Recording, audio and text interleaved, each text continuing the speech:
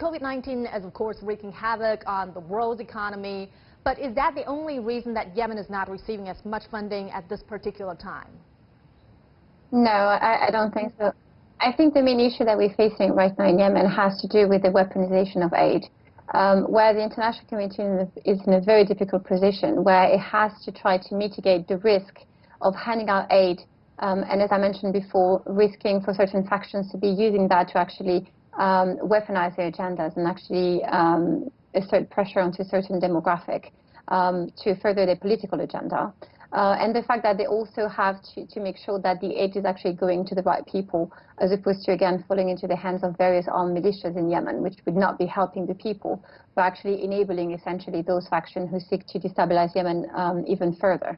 So it's a very difficult position to be in. It has been very, very much politicized.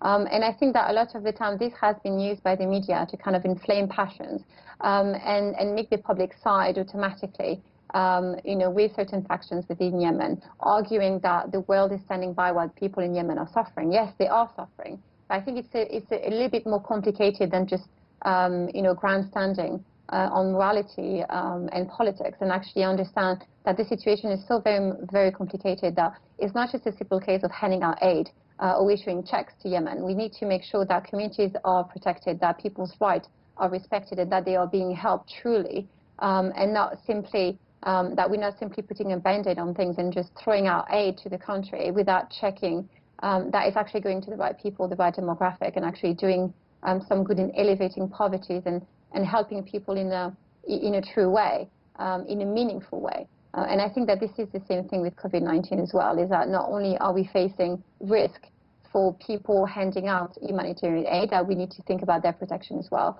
Now, the issue has been compounded by this pandemic. And it has become, even more difficult to try to help people in Yemen. It's not the case of people are just standing by watching Yemen disappear.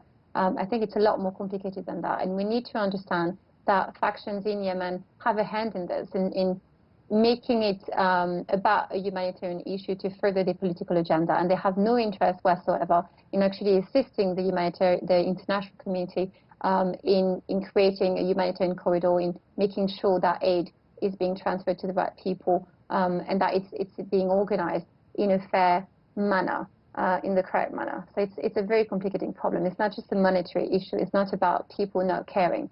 It's about doing the right thing in the right way.